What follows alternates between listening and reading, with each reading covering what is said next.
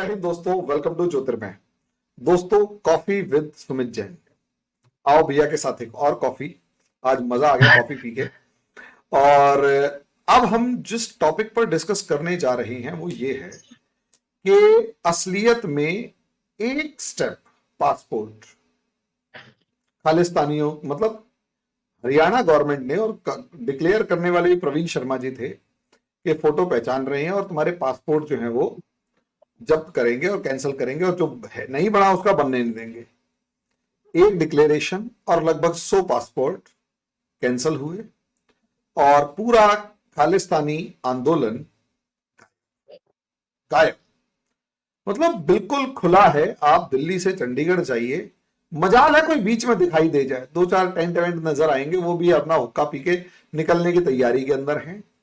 बाकी सब बर्बाद है, खत्म। मतलब सब आंदोलन खत्म और गायब और पता नहीं कहां गए। ये प्रूफ भी कर रहा है कि कहानी कुछ और थी। तो ये कहानी ही समझनी है असलियत में कि एक चाल और कनाडा से लेकर यूके से लेकर अमेरिका से लेकर खालिस्तानी पाकिस्तान तक सब बेहाल भैया। अरे जी, मैं पंजाब से आता हूँ और मैंने पंजाब में एक चीज देखी है। यहाँ पर यहाँ पे जितने भी आप कहते हैं कि जहाँ डीसी बैठता है, वहां पर भी जो टेंट लगे हुए थे वो भी खाली हैं। 2-3 पीली पग डाल के सरदार बैठे हैं, झंडे लेकर बैठे हैं, चेहरे उतरे हुए हैं, मूंछों में ताव था वो नीचे गिरी हुई हैं, क्योंकि इतना बुरा हाल है। जो बॉर्डर एरियाज हैं, जिसको हम स्टेट बॉर्डर बोलते हैं, जितने भी बॉर्डर्स हैं वो सारे के सारे खाली कर दिए गए हैं। वहां पर एक भी आदमी आपको नहीं दिखता। पंजाब में एक वर्ड है, तितर पितर हो गए। तो तितर पितर हो गए हैं ये तितरों की तरह। ये हुआ कैसे? ये तो बड़े ताव से बैठे थे कि असी तो मोदी जी को मुक्के मारेंगे, हम उसको जमीन पर लेके आएंगे, हम मोदी को जीतने नहीं देंगे, हम तो जा रहे हैं दिल्ली जाके घेर लेंगे। ये खुद गिर गए। अब हुआ क्या? मोदी जी एंड गवर्नमेंट ने एक चीज देखी है कि भाई आपको एक चीज की दाद देनी पड़ेगी। सिर्फ मोदी की नहीं, 3-4 लोग हैं जिनकी आपको दाद देनी पड़ेगी। सबसे पहली है हरियाणा गवर्नमेंट। भाई आपने जैसे वही एक लाइन लगा दी कि हमारी रेड लाइन है, हम पंजाब के खालिस्तानियों को अपने हरियाणा में एंटर ही नहीं होने देंगे। पहले तो फ्रंट लाइन ये थी, तो हरियाणा की जो पुलिस है उसने जितना ब्यूटीफुली इसको हैंडल किया है। डंडे मारे हैं ऐसे कि ये समझ नहीं आ रहा था कि खालिस्तानी कौन है और बंदर कौन है, क्योंकि दोनों का पिछवाड़ा लाल कर दिया गया था। एक तो ये था, ये हरियाणा ने किया। दूसरा, दाद देनी पड़ेगी आपको यूथ ऑफ हरियाणा की। उन्होंने बोला कि लास्ट टाइम जब ये खालिस्तानी हरियाणा में एंटर करे थे, ये ड्रग्स लेकर आए थे, खुद भी ड्रग्स लेते थे, हमें भी ड्रग्स दिलाते थे, हमें नशे में धुत कर गए। हमने दोबारा से वो काला टाइम दोबारा शुरू नहीं करना। हमने दोबारा से रिहेबिलिटेशन सेंटर्स में जाकर ये काम नहीं करने। यूथ अगेंस्ट हो गई। तीसरी आपको दाद देनी पड़ेगी लोगों की। लोग भी इनको सपोर्ट नहीं कर रहे थे। आपको वो फेमस वीडियो दिखा होगा जहां पर लड़की गाड़ी में मिडिल फिंगर दिखा रही थी इन खालिस्तानियों को, और बड़ी खूबी से उसने इनको फेस किया। That means people also did not support Khalistani है। तो इनको भी दिखता था कि हमें ना तो पब्लिक सपोर्ट है, मीडिया की सपोर्ट थोड़ी सी करने की कोशिश करी शुरू शुरू में, मीडिया की एंट्री ही बंद कर दी। वहां पर आप कवरेज नहीं करेंगे तो मीडिया का भी नापा गया। वो ठीक है कि थोड़े से कुछ अंजुम बंजुम होते हैं जो जाकर घुसोड़ने की कोशिश कर रहे थे कि भैया आप कुछ बड़ा कीजिए। वो किसानों को भड़काने की बात कर रहे थे कि इससे कुछ नहीं होगा, आपको कुछ बड़ा करना पड़ेगा। बड़ा कैसे करेंगे? बड़ा करने के लिए तो बड़ा सामने बड़ा बैठा हुआ था आपका लठ लेकर। और चौथी चीज, जो हमारी सीआरपीएफ, जो हमारी रैपिड एक्शन फोर्स है, वो वहां खड़ी हुई थी। जैसे ही तलवारें लेकर पहुंचे, उन्होंने भी रिटेलिएशन में तलवारों का जवाब तलवारों से दिया, पीछे धकेला। और इनकी जो जान है किसानों की, खालिस्तानियों की, वो होता है इनका ट्रैक्टर। ट्रैक्टर के टायरों में घुसोड़े इन्होंने खंजर और टायर फोड़ दिए गए, इंजन फोड़ दिए गए। अब उसकी रिपेयर में इनका 1 से लेके 2 लाख रुपए लगेंगे। तो दैट मीन्स पिछवाड़ा लाल, अगला पीला, और ट्रैक्टर का हला तैल बाहर निकाल दिया गया। सब तरफ से तबाही तबाही। उसके बाद अब पासपोर्ट, जो पासपोर्ट जब्त करे उसका रीजन क्या था? रीजन था एक न्यूज कि जितने ये खालिस्तानी हैं, ये वहां पर जब मीडिया के सामने आते हैं तो मुंह ढककर आते हैं, लेकिन वीडियोस बनाते हुए दिखाई दिए गए। ये अपनी वहां खड़े होकर भीड़ में अपनी वीडियोस बनाते थे, लट साथ में था, असी मोदी को धरती पे ले आएंगे, हम इसका कत्ल कर देंगे, हम मुक्के मारेंगे, ये बड़ी बार आपने सुना होगा, लेकिन आपने ये वीडियोस देखी नहीं होगी। लेकिन जो हमारी इंटेलिजेंस फोर्सेस हैं, उन्हें समझ आया कि ये वीडियोस कहीं तो जा रही हैं, लेकिन सोशल मीडिया पे वायरल नहीं हो रही। जब पता लगा ये सारी वीडियो जा रही थी कनाडा, अमेरिका ते यूके, ये वहां पे जा रही थी, किसको? जो इनके हैंडलर्स थे, जो इनको भड़का रहे थे कि भैया आप काम कीजिए, मैं आपको यहां बुला लूंगा, अपने यहां पर मैं आपको वीजे भेज दूंगा। तो ये वो वीडियोस बनाई जा रही थी वहां भेजने के लिए। तो इनको समझ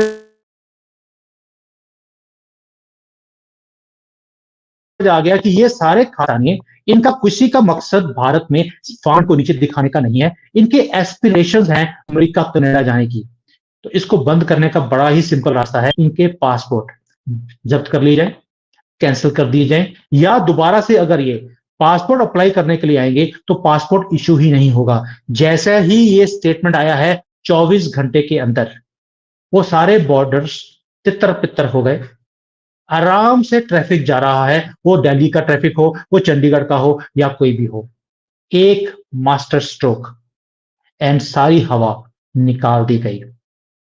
ये है मास्टर स्ट्रोक, जो लोगों को समझ ही नहीं आता कि हुआ कैसे। ये काम तो पहले भी हो सकता था, लेकिन जैसे ही इंफॉर्मेशन मिली है, एक्शन लिया गया उसके ऊपर, और ये सारे भाग गए हैं। इवन कि यहाँ पे जो डीसी ऑफिस होता है हर शहर के में, वहां पर तंबू लगा के बैठे थे, वहां पर तंबू नहीं है, एक चादर बिछी हुई है। जो किसी मरने के बाद आप देखते हैं कि घर के बाहर नीचे चादर बिछाई जाती है, लोग आकर चिट्टे कपड़े डालकर बैठते हैं, वो वाला हालत है। इसका मतलब ये है कि इस बार है ना, खालिस्तान मूवमेंट की एक नब्ज हाथ आ गई कि जो खालिस्तान का आवाज उठाए उसका पासपोर्ट ही खत्म कर दो, जो आवाज उठाए उसका पासपोर्ट खत्म कर दो, और जो क्रिमिनल दिखाई दे उसका पासपोर्ट खत्म कर दो, और जो चिट्टा लेता हुआ दिखाई दे उसका पासपोर्ट खत्म, और जो चिट्टा बेचता हुआ दिखाई दे उसका पासपोर्ट खत्म।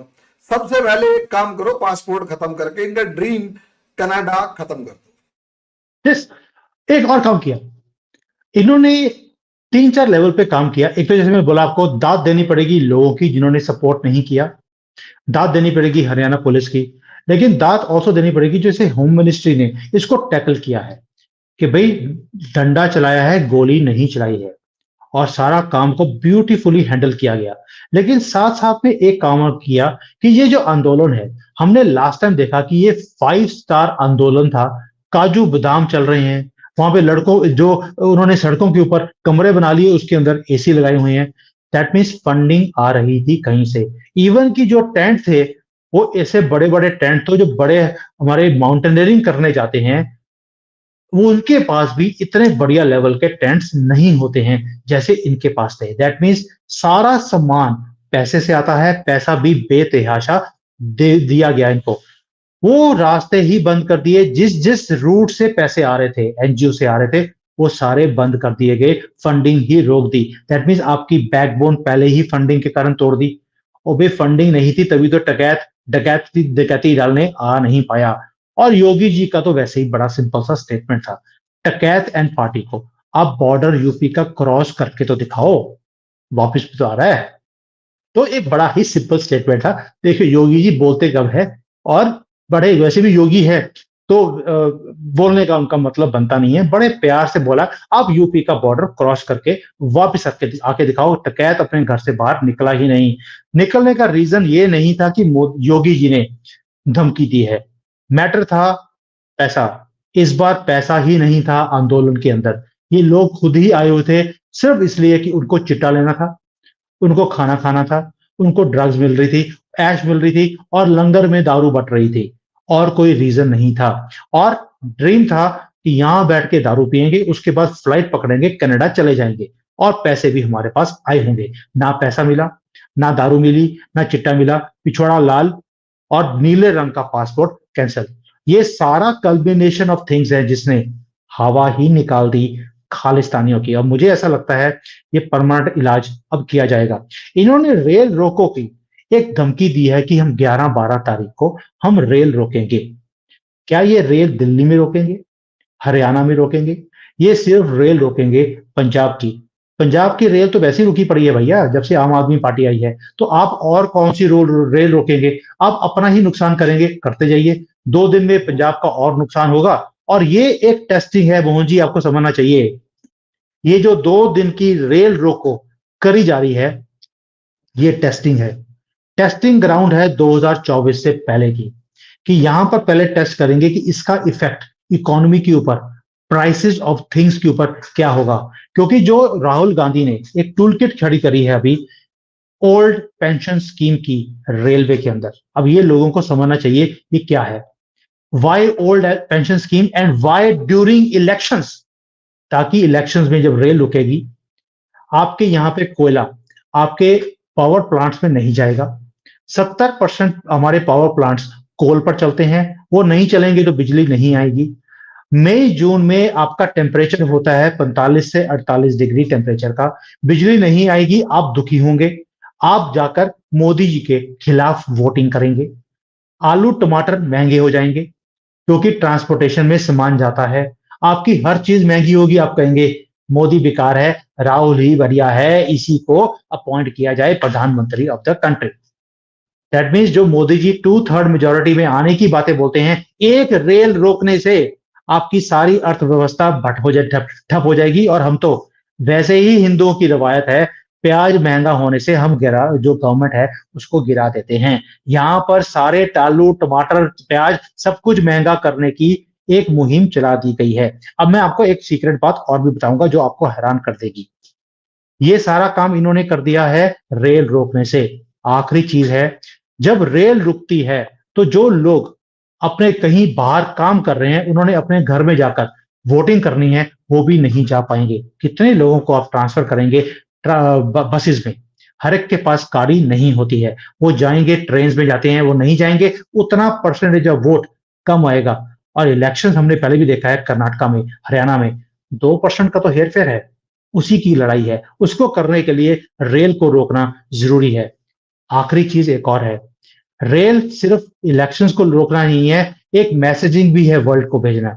यहां मत आना, यहां पर कुछ भी चंगा भला नहीं है, यहां पर कुछ भी कभी भी हो सकता है। हमने रेप का आपको बता दिया पहले कैसे टूल किट क्रिएट की जा रही है, अभी इलेक्शंस के टाइम पर यह भी किया जा रहा है। Modi is a failed prime minister, he can not run the country in a right way. तो ये सारा कुछ जब आप देखते हैं आपको पता लगेगा कि जो 11-12 तारीख को यहाँ पर रेल रोको है, वो सिर्फ नापने के लिए है, इसको कैसे यूज किया जाए, मोदी जी की क्या स्ट्रेटजी रहेगी इस रेल रोको को फेल करने के लिए, और उसे फिर पैन इंडिया में कैसे इंप्लीमेंट किया जाएगा। दैट मीन्स 24 के इलेक्शन से पहले ये टूल किट का आखिरी एक पन्ना है जो ये टेस्ट करेंगे। रेप टूल किट, किसान टूल किट, और अब रेल रोको टूल किट। अभी न जाने और कौन कौन सी आनी है। Tool kit tool kit tool kit. Pension tool kit भी है, पेंशन की भी एक टूल किट है, जो पेंशन जानबूझकर मांगी जा रही है। और जहां तक मुझे पता लगा है कि न्यू पेंशन स्कीम से ज्यादा फायदा है ओल्ड पेंशन स्कीम के मुकाबले। लेकिन लेकिन क्या होता है कि लोगों को भड़काने के लिए, मिसगाइड करने के लिए कुछ ही लोग काफी हैं, और बाकी तो बेवकूफ होते ही होते हैं। उनको ये बताया जा रहा है कि इतने पैसे मिल जाएंगे, इतने पैसे मिल जाएंगे। यूं नहीं पता कि शेयर मार्केट जब आसमान में चढ़ी हुई है तो उससे जो पैसा मिलेगा एकदम से, वो भले ही पेंशन की फॉर्म में ना हो, लेकिन पैसा तो होगा।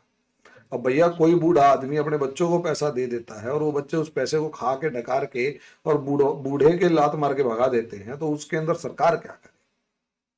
और फिर उसके बाद ये कह रहे हैं कि जी, मैं ओल्ड पेंशन स्कीम की दलील सुनता हूँ, मेरे को हंसी आती है कि हमारा सम्मान होता है, बुढ़ापे में आम आदमी अपने बच्चों के सामने हाथ क्यों फैलाए।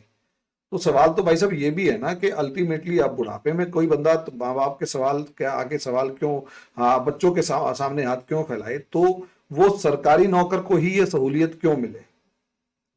भाई जो जो अनऑर्गेनाइज्ड सेक्टर में बंदा है, जो बेरोजगार भी रह गया है। चलो रोजगार तो था, लेकिन वो खेती बाड़ी करता था, किसान था, ठीक है। उसके बाद क्या नाम है, जो प्राइवेट सेक्टर में काम करने वाला है, जिसने दुकान चलाई है, वो भी अपने बच्चों के सामने हाथ क्यों फैलाए? भाई ये तो फिर बकवास बात हो गई ना तुम्हारी, जो भी तुम अब इस टाइम पर बात कर रहे हो कि ये मतलब हम लोग करें, और यानी इसका मतलब तो ये तुम लोग इतने ज्यादा स्वार्थी हो, सेल्फिश हो, कि अपनी अपनी सोच रहे हो, बाकी हिंदुस्तान जाए भाड़ में, क्योंकि सरकारी नौकरी में बैठ के काम तो ये फिर भी नहीं करते। और जिस तरीके से हमारे मोहन देश जी, के अंदर इस टाइम, हाँ, आप सोच के देखिए, अगर हम सेल्फिश नहीं होते तो क्या 1000 साल तक एक सनातनी क्या गुलामी में रहता? ये सेल्फिशनेस ही है, ये हमारी छोटी सोच ही है, जिसके कारण हमारे देश का ये हाल है। मैं आपको सिंपल एक एग्जांपल देता हूं चाइना के साथ मिक्स करके, क्योंकि मैं वहां रहता हूं चाइना में। मैं आपको एक एग्जांपल देता हूं। आप कभी भी चाइनीज को नहीं देखेंगे कि वो भारत में आया, सामान खरीदा, चाइना में गया, 5 पैसे प्रॉफिट पर बेच दिया और अपनी जिंदगी चला दी। ये भारत का ही हमारा हिंदू है जो जाता है, 1 रुपए का सामान 90 पैसे में नेगोशिएट करके घटिया से घटिया लेता है और यहां पर आकर 95 पैसे में बेच देता है कि मेरे 5 पैसे आगे, मेरी जिंदगी चल गई। कल को दोबारा से फ्लाइट लेकर 1 महीने में 5-5 बार फ्लाइट लेकर जाते हैं, सामान लेकर आते हैं, यहाँ बेचकर अपनी जिंदगी चलाते हैं। चाइनीज आप कभी भी ऐसे नहीं देखोगे। उसे अपने देश से प्यार है, अपने घर से उतना प्यार नहीं है। वो अपनी कंट्री के खिलाफ कोई भी ऐसा काम नहीं करेगा जिससे उसके कंट्री की तरक्की रुके या स्लो हो। ये हमारे ही जो यहाँ के सनातनी है, जिसको मैं सनातनी नहीं बोलूंगा, हिंदू बोलूंगा, जो सेकुलर हिंदू है, वो उसको फर्क नहीं पड़ता कि हमारी कंट्री की बटा बैठ रहा है। वो जाएगा, पैसे बनाएगा, आगे चलो। ये इसीलिए हम गुलाम हैं, और इसी चीजों का फायदा उठाकर जो ये टूल किट्स क्रिएट की जा रही हैं, रेल रोको आपके प्राइसेस को इंक्रीज करने के लिए है। साथ में आखिरी पॉइंट जो बोला था, जो हैरान कर देगा, आपकी जो सब्जी और फ्रूट की दुकानें हैं, ठेले हैं, वो एक कम्युनिटी ने पूरे कंट्री में टेक ओवर कर लिए। उनको बोल दिया गया है कि इलेक्शन के टाइम पर तुम होर्डिंग करो, सामान को मार्केट में मत लेके आने देना। हम अगर जीत गए तो आपको तो पूरा का पूरा हम फ्री पास भारत में देने वाले ही हैं। दैट मीन्स जब इलेक्शंस का टाइम होगा, आपको सब्जी नहीं मिलेगी, मिलेगी तो 200-300 रुपए किलो पे मिलेगी। इनको बोल दिया मार्केट में सब्जी नहीं आनी चाहिए। ये मैं आपको वो बात बता रहा हूं जो सीक्रेट है, बाहर डोमेन में नहीं आई है। मोमिन्स सारे फ्रूट और वेजिटेबल्स को की मार्केट को कंट्रोल करते हैं पूरे भारत में। हिंदू ने ऑलरेडी इस स्पेस को छोड़ दिया है डर के मारे, और वो आपको सब्जियां मार्केट में नहीं आने देंगे। रेल रोको हुआ होगा, लोगों को ये लगेगा कि प्राइसेस बढ़ी हैं क्योंकि रेलवे बंद है, इसलिए प्राइसेस बढ़ गई, बट एक्चुअल रीजन होगा टूल किट। टूल किट का नाम है प्राइसेस को इंक्रीज किया जाए 3 गुना ज्यादा, ताकि आप उसी चक्कर में गवर्नमेंट को ही घेर दीजिए। और आपने अभी बोला रेल रोको, प्राइसेस, ओल्ड पेंशन स्कीम, और आखिरी टूल किट थी ओबीसी। ये सभी को जब आप जोड़ के देखेंगे, 5-10% का फर्क पड़ने की कांग्रेस को उम्मीद है। और मैं तो 2% की बात कर रहा हूं, 2% का हेर फेर होगा तो गवर्नमेंट गिर जाती है। इन्होंने 10% का तो रोड मैप बना के रखा हुआ है। इसी बात का डर है जो लोगों को समझ नहीं आती। आएगा तो मोदी ही, 2004 में भी यही नारा मीडिया ने लगाया था, आएगा तो वाजपेयी ही, there is no alternative, TINA उसका नाम दिया गया था। There is no alternative, TINA। अभी भी बोलना शुरू कर दिया, there is no alternative to Modi, आएगा तो मोदी ही, ताकि आप आराम से बैठो, आप वोट करने भी नहीं जाओगे, टूल किट्स पीछे से हावी होंगी, और राहुल गांधी इस देश का प्रधानमंत्री बन जाएगा। और आप बिकोगे मोहब्बत की दुकान में, जैसे संदेश खली में बिक रहे हो। चॉइस आपकी है। आंखें खोल देने वाला विश्लेषण है भैया आपका।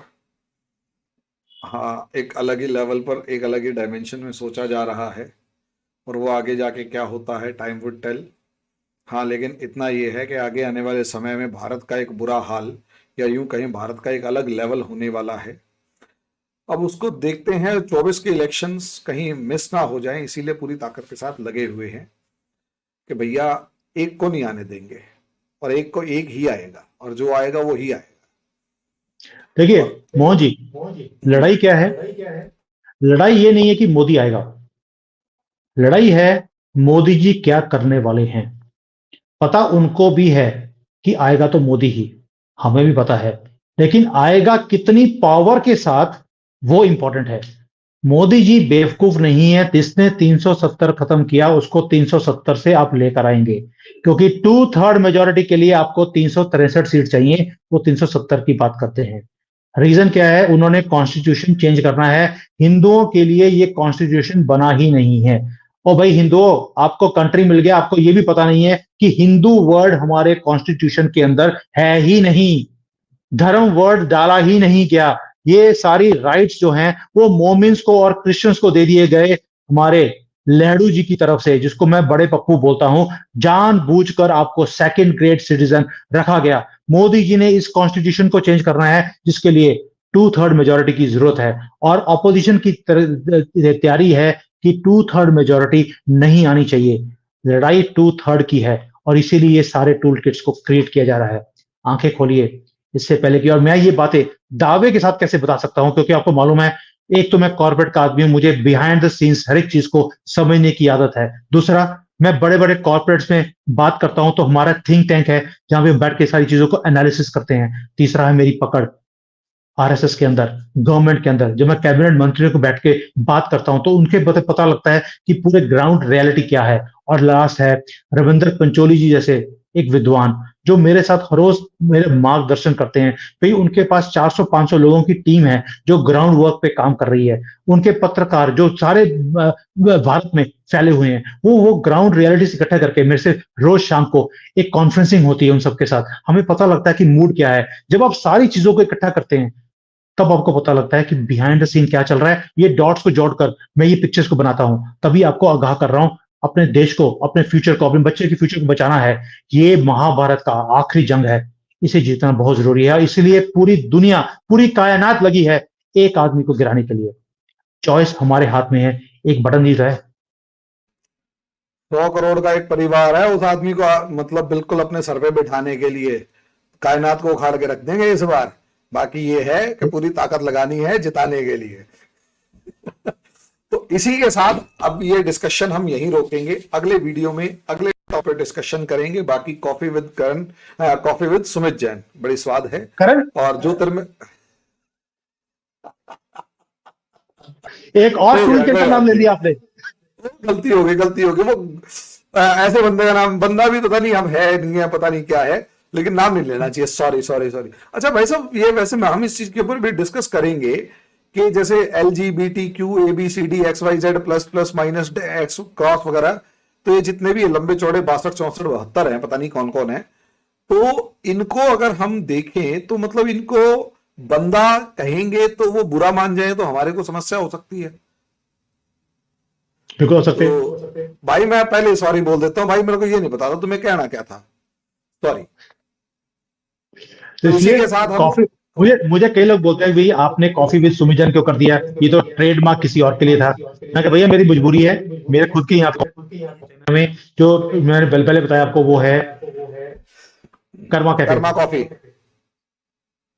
कैफे, नॉट कॉफी, कैफे है जहाँ पे फ्री कॉफी दी जाती है। सनातन को प्रमोट करते हैं, और कोई रीजन नहीं है जिसके कारण रखा है। There is nothing, no other reason. मुझे किसी का कॉपीराइट देने की जरूरत नहीं है, और उस बंदे को तो मैं वैसे ही बर्दाश्त नहीं करता हूं जो बहुत बड़ी टूल किट खुद है बॉलीवुड के अंदर। तो इसी के साथ अब हम इस सेशन को यहीं रोकेंगे, वरना हमारी बातचीत ऐसी चलती रहेगी, दोनों भाई लगे रहेंगे और तुम कहोगे इतनी लंबी लंबी वीडियो बना देते हैं। अभी के लिए इतना ही। धन्यवाद, धन्यवाद भैया, बहुत बहुत शुक्रिया। हम दोनों के चैनल को लाइक करें, सब्सक्राइब करें, शेयर करें, बेल आइकन जरूर दबाएं। जय हिंद, वंदे मातरम और जय Shri Ram. Hi there. If you liked the video, please don't forget to smash the like button, subscribe to our channel, and activate the bell icon so that you receive all notifications whenever we upload a new video. Thanks for watching.